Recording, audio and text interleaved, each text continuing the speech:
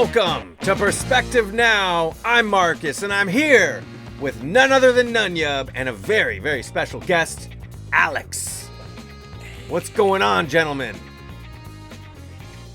Welcome, Alex.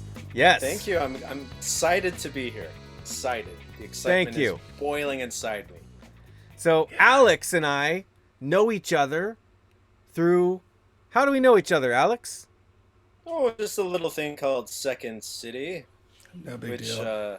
I don't know if you need to explain that to the audience of what that is, but it's kind of, it's pretty important, I think. It's a comedy thing. So we're an alumni of Second City, and we were the class of 2021. And of course, can you believe it? We've never talked about this on the channel, but Nunyub is also in Second City, and he's going through the grad review program right now. Yeah. Which is it's good pretty times. Cool. So we're all connected. We got a few laughs. Yeah. And we're Second City brothers. And not only do we love to laugh, we love toys. And gentlemen, that is what we're here to talk about. But I'm jumping ahead here. I think Alex isn't just an alumni of Second City. Alex, you're also working on some projects yourself, right? Yes. I've had a YouTube channel for a while where I would just put some of my music edits when I was more involved in making music. But I'm now, actually, the main reason I went into Second City was to try to figure out of how I'm going to reconfigure the station, which is called The Burning Hand of Friendship, which is a thing that I've done as a radio show before, and I'm trying to manifest it, with angels and stuff, and all that stuff that you use to manifest things. To make it happen. So hopefully in the next month. Also, hopefully I find a new apartment, because right now, as I explained to you guys before the show, I'm in a cramped situation. Yeah. Well, I will definitely put that link in the description, so check out Alex's YouTube channel. And thanks again for being on. Nunyub, are we ready to go through the world of 1983 toys? Heck yeah, we are. Going to the monitor now. Oh, there it is. Check it out. Rough Riders 4x4s, you can try to stop them. The 1983 Rough Riders 4x4s, each sold separately, battery not included. Hard driving, tough-looking vehicles with racing colors. Flamethrower, turbo eliminator, highway patrol blazer, rally Arab Bronco, drifting back in the day? With lots of power, rugged-looking tires, and working headlights. Rough Riders 4x4, rally Bronco, highway patrol blazer, flamethrower, and turbo eliminator, each sold separately from LJN, it sounded like they were going to say that. I totally remember those darn things, because I was there, 83, man. I was like a 9-year-old or an 8-year-old. So what do you think, Alex? What do you think of that toy commercial? I'm going to have to be honest. Like, me and cars, we were never real. Like, I mean, I liked some Hot Wheel cars, because, they had, like, in the 80s especially, they would always do these weird crossovers. Like Cannonball Run, the movie. I don't know if you remember that. Dom DeLuise. Yeah, they had like a car line for Hot Wheels for all the Cannonball Run cars. I thought that was dumb fun. I got those. But I remember these in a particular because I got one for one Christmas. And it's really hard for you to make them do the tricks that you see on TV. Like, it's really hard to get them to run on the side. And then they would end up just not working. And unlike, Hot Wheels, that the wheels are just always glidey, those had a mechanism so that you can't really just, I don't know, it wasn't really a favorite of mine. It kind of reminds me also when the monster truck phenomena came out. I don't know what year in the 80s was, but it had like these claws on the wheels. Yeah. I'm just not a car guy. I mean, I don't hate them, and I don't want to make anyone who likes collecting cars feel bad, so I'm just going to give it a meh. Meh. Nunyub. Solid logic. I thought that it looked cool. I would be wicked frustrated if I saw that drifting on the corner like that on a commercial, and then I was never able to achieve that, or like only for like a fleeting 2 seconds. So, with that knowledge, I'm just going to throw that baby right in the trash. Ooh, yeah. Shit. Well, I personally never liked these toys where it just had a forward direction after you turn it on. I always imagine like a kid playing in his yard, turning it on, and it just takes off and goes over and goes up through the ditch and then goes into the highway and causes like a fatal head-on collision. They're just runaway toys. Like, you can't stop it if it gets out of your range. It's going to keep going. There's no kill switch for this thing. I remember having something like this later on that was much faster and more refined. And it was, but it was the same thing, but these little buggies, and they're a little bigger batteries, or the battery was a 9-volt. And dude, those things were nuts. I remember playing them with them in like a cul-de-sac at my friend's house. And they were insane. They were like crashing into people's garages, running into like people's tires. Like they were nuts, And once the battery, chaos. Yeah, chaos. So, they're cool. I guess they're more chaotic. So I'm gonna give it a rad. Why not? Rad. Solid choice. Solid choice. Coming from the farthest reaches of the universe to challenge the worst villains on Earth are the most powerful heroes ever in the battle of the Superpowers Collection. Hark! Batman being called to stop a dastardly deed? New from Kenner's Superpowers Collection, the Batmobile, figures with power action sold separately. Got you, Joker. Don't laugh yet. Release the war. It's a trap. Activate Batarang. Trouble, Batman? Not my Batmobile. Unleash phase 2. Is this the end of our heroes in the Batmobile? You decide. Oh, Nunya, what do you think of that? You decide. Yeah. A part of me wants to make fun of the commercial, but I'm like putty in the hand of this commercial. I want it all. I definitely gotta have it. Gotta have it. Alex. Well, first of all, these are superpower figures, which are top tier in the lexicon of nerdy action figure collectors. I actually used to have a whole mess of these, and in my mid-30s, I started feeling guilty about having so many action figures. Like, oh my god, I'm never going to get married. I got to get rid of these action figures. So I did the bad mistake of getting rid of the majority of all my superpower figures, except for Batman. Still have Batman. You always got to keep him, but I regret it till this day. And I don't know, these were amazing toys. I don't know if you remember seeing them in the toy store, but you could mess with their legs and they would start punching. I mean, these were just one of the best Kenner action figures ever made. So, I got to do a rad and I got to have it. I don't know if you could press both buttons at the same time. Yeah, gotta have it. I did that for you, Alex. Okay, so I had these. I had Green Lantern, I had Flash, Aquaman, Batman, Joker, and Superman. Don't laugh yet, Joker. And I remember, didn't Joker have like a squirting flower? And a gigantic hammer too. Yeah. And if you, again, I think he also had like a thing that you would like squeeze his butt and it'll like slam you with a hammer. Yeah. But yeah, I think he also had a water I'm not sure if I was such a fool. Yeah, those are cool, and I remember them. These are awesome toys. I think the commercial is pretty stupid, though.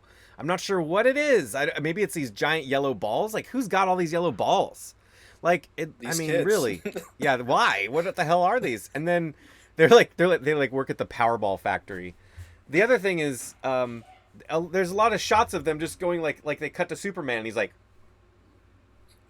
that doesn't look that great. I mean, I remember it being more impressive. I think if I remember right too, Flash was really funny. He did something where his arms moved really quickly when you squeezed his Yeah, they legs. also did this. Yeah. I mean, it was before the joint, so none of them really had like G.I. Joe was the one that kind of revolutionized, oh man, now we could like have kung fu grip and stuff like that. Well, Yeah. These, they had some motion, but I don't think they had that much dexterity. What's the word? Yeah, is it dexterity?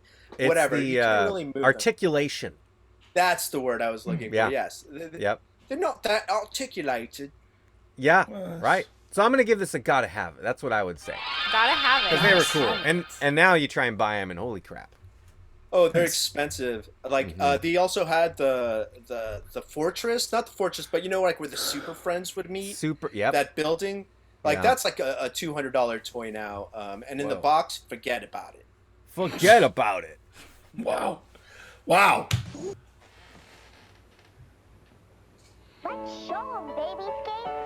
Here comes This is one of those toys that would cause a mass casualty fatal car accident. Holy shit. There's a It's in child the the streets. road! Yeah.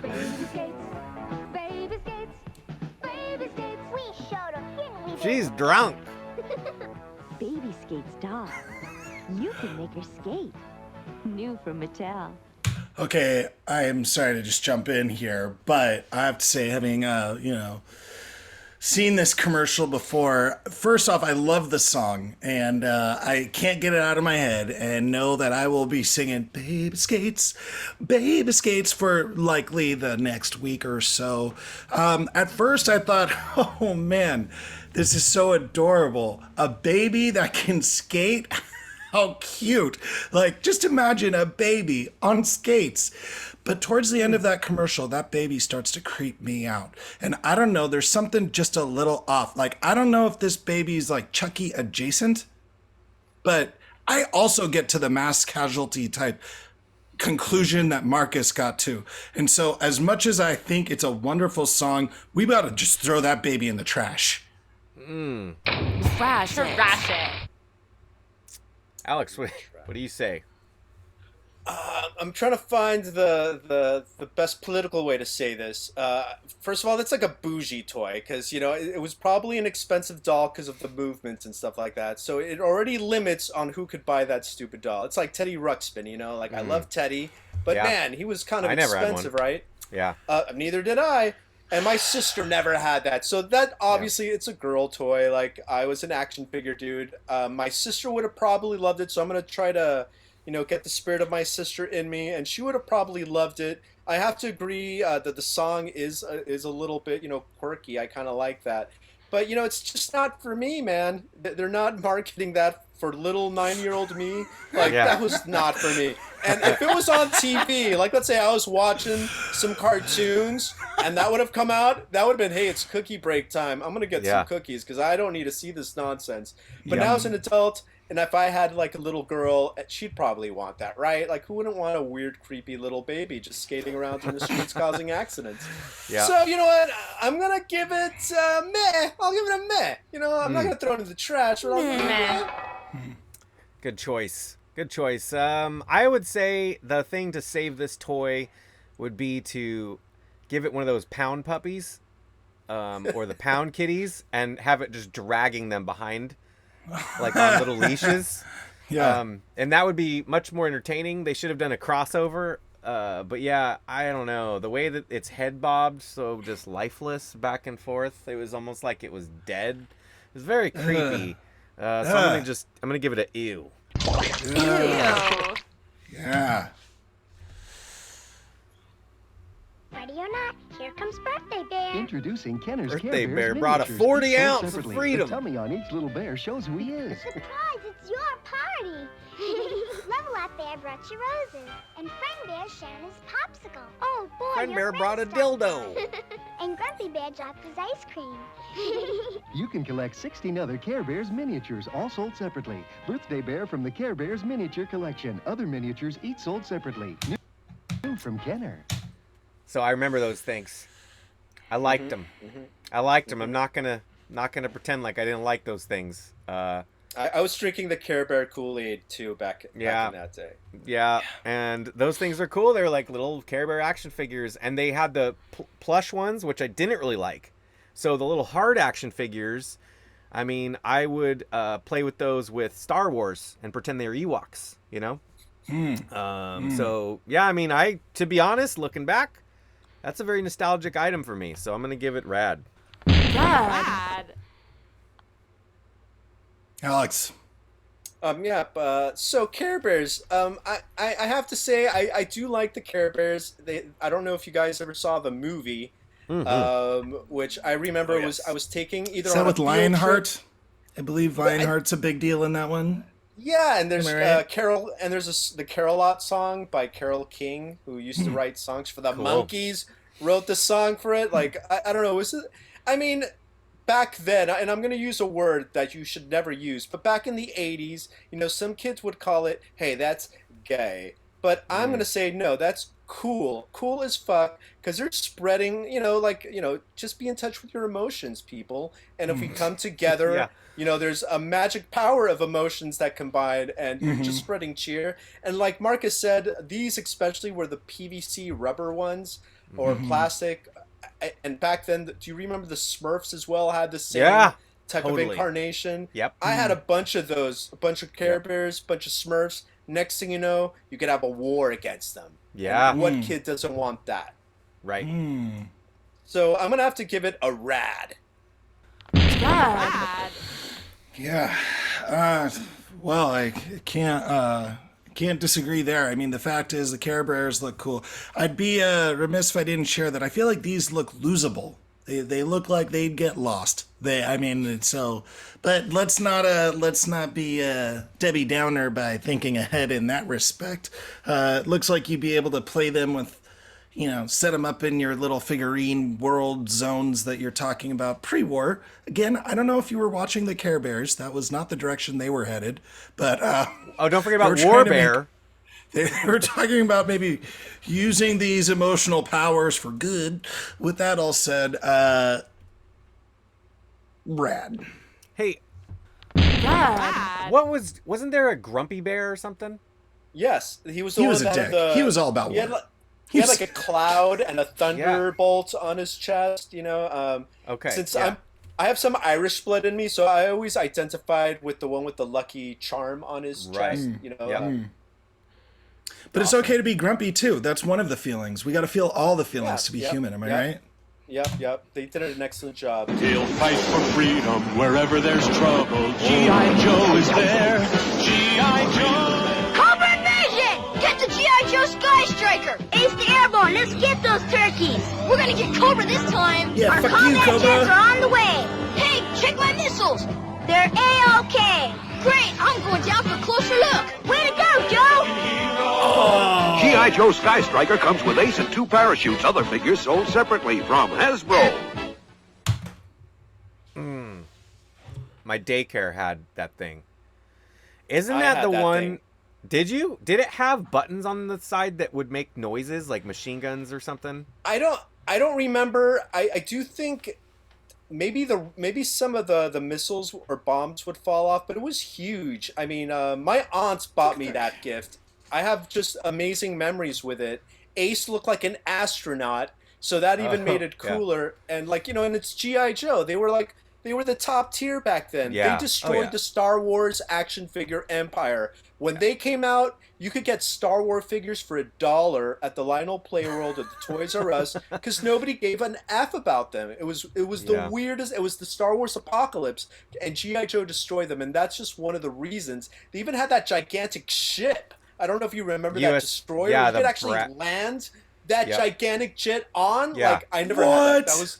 That was too much money for me. Too big. I mean, what kid was lucky to have that? The space. Right. Who's got the space for that? Sorry. You had to have a rich parent with this is your playroom, in that movie Toys with Richard Pryor and that little kid. Yeah. We all wish we had. But did I just take over it? So can I just give you my rating? Yes. So that's an amazing toy. Every little boy wanted that. I was one of those little boys. Begged my aunt who bought me that. Thank you, auntie. And I'm gonna have to give that. Rad is the top, right? Rad is the top tier. Yeah, man. Again, another rad. I'm just giving rads like nobody's business. Well, it only makes sense. I can't help but agree 1,000%. I'm gonna roll my R with this rad. Yeah, it's completely there for me too. I will tell you, whatever the hell that thing was at the daycare that I went to, it was thrashed, but it still got a lot of play. I remember fighting over it with other kids. I have a memory of that it made sound effects for some reason. Like there was buttons. I had a separate jet that did that, and the buttons was the best part, like the missile sounds and the gun sounds. I don't think it was the same one, but I don't know. Maybe if it wasn't that, then I guess it was a wannabe copycat. But they extend. That was rad. That's cool. Yeah. Yes, and you got to they go did. supersonic. All right. Well, And you had to build it yourself, by the way, like all G.I. Joe things. And that one wasn't that. Yeah, like it's a lot of clip-on plastic and all the stuff. stickers, dude. The fucking stickers lining those things up. That was not easy for me. No, not I got fun to at do all. that Thank part. God. No. My dad would help out, so thumbs up to my dad. Yeah, awesome. Yeah. Rad. Dad. You can imagine all the power in the universe. The Masters of the Universe collection. 23 pieces, each sold. Why is that guy playing with them? He-Man and these heroic action figures. Skeletor and the Warriors of Evil, and 4 fighting creatures. Castle Grayskull, Point Dread, and the You put them together. And battle machines like the Attack Track, batteries not included. What would you do with all the power in the universe? He-Man, Skeletor, and all other items from the Masters of the Universe collection, each sold separately.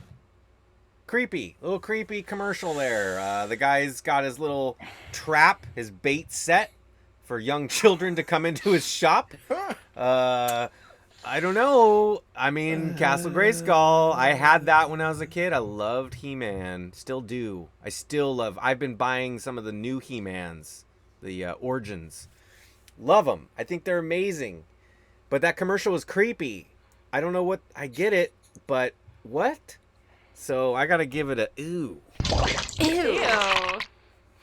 Not me, bro. I gotta say, I loved seeing all the toys all in one spot. Castle Grayskull would be rad, but they had me with the creatures at the end. Battle Cat there, and then like whatever the villain's Battle Cat version is. It's just awesome. I think that looks rad. Dad. Just tell us if something happens while you're there, okay? It's okay to talk about. It's weird. Like I think this commercial deserves like a double rating. One for the commercial and then one for the actual toy. Now He-Man, again, game changer of a toy. Brought in the whole barbarian thing to us kids. Like the bad guys looked freaking amazing.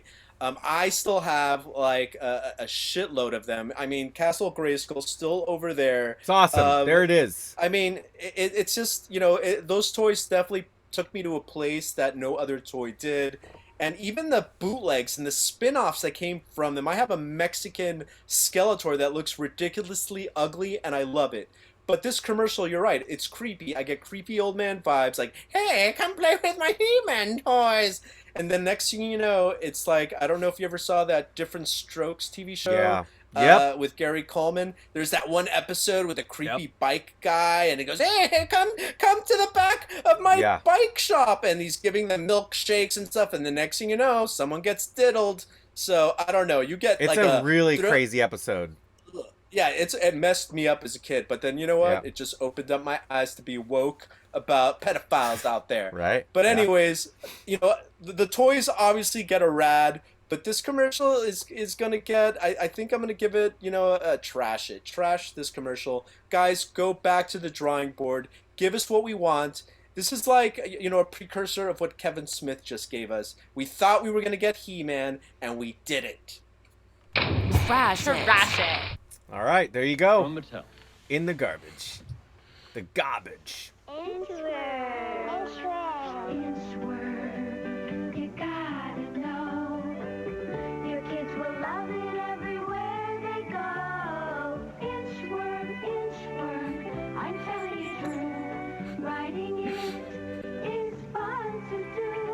That's not how you do it, kid. You got it all wrong. Your kids will love riding up and down on Inchworm from Hasbro Preschool. Whoa, dude, that thing sucks. And I don't even think I could imagine myself ever wanting that thing. But I guess it's for really young kids. I'm gonna throw that in the trash. Trash it. I don't know. Find it a landfill. You know what? I remember that very, very well. And I was definitely an older kid, already being 8 or 9 when that was out. So I definitely was not going to ride one. But, if I could put my brain in a 3-year-old, I would totally be, oh my God, I want to ride the weird worm creature. Yeah. And yeah, maybe. And I would maybe even pretend that I'm in Dune and I'm Paul and Arrakis, and that would be my sandworm, man. So I would be totally into it. So you know what? I'm going to give it a rad just to defy you, Marcus. And just because, I don't know, that's where my fantasy took that toy. Yeah, that's funny. Boy, you both You both make very compelling arguments, and so I'm torn. I'm just gonna go with meh. What's funny is like those were they big wheels? What was the bike with just the giant Big front wheels. wheel? Yeah. Big wheels, Okay, so yeah. I had the Knight Rider version of that. Oh, dope. Yeah, and it was really cool, right? And I took that thing all over the place, everywhere. And I think your idea for a sandworm from Dune would have been a great crossover. I mean, that would have been fantastic. With like the harpoon or whatever that goes inside and like you're like, oh man, they missed something there. David Lynch would have jumped on that. Well, you do know there were some Dune action figures, which I have, and LJN, I believe, is the company that made them. They're like kind of ugly. And they have like a sandworm, not like that. You can't ride their sandworm, but it was basically this big wormy, turdy looking thing, which I still kind of want one. That's cool. Yeah. A fun factory. Let's have a Play-Doh party. Yeah. A shooting star. You can make I all totally remember sorts this of great commercial. things with the Play-Doh Fun Factory. Whoa. I need spaghetti. And now you can get a Frogger Fun Kit free when you buy a Fun Factory in specially marked packages. Don't It's eat got the a spaghetti, Frogger poster, kid. Decals, Yeah. T-shirt iron-on, puzzles and games, while supplies last. The Play-Doh Fun Factory weird toy music. comes with Didn't have everything you see here. From Kenner. Didn't have anything to do with Play-Doh. It was just like a separate Frogger coloring activity. Atari called them up, said, "Hey, can you just push our stuff while you talk about Play-Doh? Because everyone loves Play-Doh." Yeah. All right, Nunya, what do you think, man? I'm just not like Play-Doh frustrates me in general. It gets dry super fast. You gotta stop kids from eating it. It's just a big hullabaloo because I didn't have that kick-ass thing that would have made it so much more fun. Like if I had only had the cool thing to shove it through that would make it come out in cool shapes, or you described at your school that you had like a Star Wars Play-Doh thing, like, all these accessories, I think is why I don't love the Play-Doh experience I've had. And so I think that thing looked awesome. I gotta have it. Gotta have it. Yeah, I was lucky enough to, it was like the preschool I went to had the Star Wars molds. So you put the stuff in there, pressed it down, and you had like Chewbacca, Han Solo, Darth Vader. It was the action figures. You'd take them out and they'd be like little mini. Yeah, you could do all kinds of stuff with them. Where things got weird, and by the way, I love Play-Doh, and I love the smell of Play-Doh, and I never ate it, but I love the smell of it, and I like how bright the neon colors are. I've always thought that was awesome. But this is what would happen. Our daycare would sometimes make batches of Play-Doh, like homemade Play-Doh, and it was because the other ones would get too old or crumbly or hard or whatever. And they'd bring these batches out, and I just remember the smell being weird, and it wasn't quite the same. And it was homemade Play-Doh or whatever. I don't know where they got that recipe. It didn't have the good plasticky chemicals in it. It was like ground up dead children or something. It was terrible, man. I don't know. Play with these children. Yeah, I'm going to say that toy, not so much. The Frogger thing, pretty cool. I'm just going to give it a meh, though. Meh. Alex, what do you think? I mean, again, Play-Doh, classic. Everyone loved Play-Doh at some point. And, the best thing about Play-Doh was the weird molds. Like, I had a monster mold, which was pretty dope, I have to say. But, overall, did I really like Play-Doh? I would find it so frustrating when sometimes I would get, the Play-Doh would mix together and then you don't have the separate colors anymore. I mean, maybe that's what this world needs to do, is just combine all the colors together so we're just one color. But when you're doing Play-Doh stuff, though, I don't know, man. I guess I'm more meh about it. I don't hate it. I mean, it's a classic. You get props Play-Doh because you could still go to the dollar store and buy it there, So at least kids still have access to Play-Doh. That's pretty hot, but it's not hot enough for me, so I'm gonna give it a meh. Meh. And 1, and a 2, and a 3. You scoop, rock 'em and roll. Full house.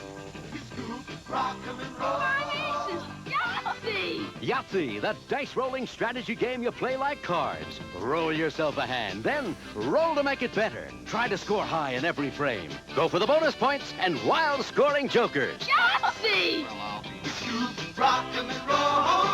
Yahtzee, Triple Yahtzee, and Word Yahtzee from Milton Bradley. All right, listen, here's the deal. I'm not going to condone drinking, but the only time in your life when you should be playing Yahtzee is if you're a little bit buzzed somehow. At least that's my perspective, and especially when I was a kid. Not saying I was drinking when I was a kid, but this game, compared to the other board games that were out there, I mean, dude, so many other crazy games. Hungry Hippos, Mousetrap. Those were the games that appealed to me, and Yahtzee was like a game that I aligned with, like, I don't know, cribbage or something. It's just like not fun as a kid. Yes, it has value. Yes, it can be played now. Sure, I'll play it with you guys sometime if you want. But as far as this commercial goes, are you kidding me, dude? No, lame. Lame. Alex. I have to agree with Marcus. I also think it encourages gambling, which, at a young age, come on, guys. Yeah. But really, like, when I was hanging out with my friends, I never had a friend goes, "Hey guys, I got some Yahtzee, wanna play?"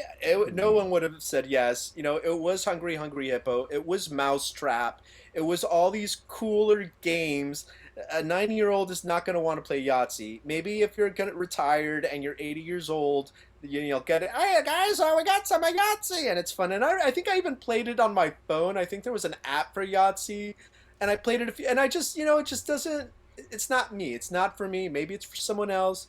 If someone out there likes it, I'm not making fun of you. Enjoy your Yahtzee, but I'm gonna have to trash it.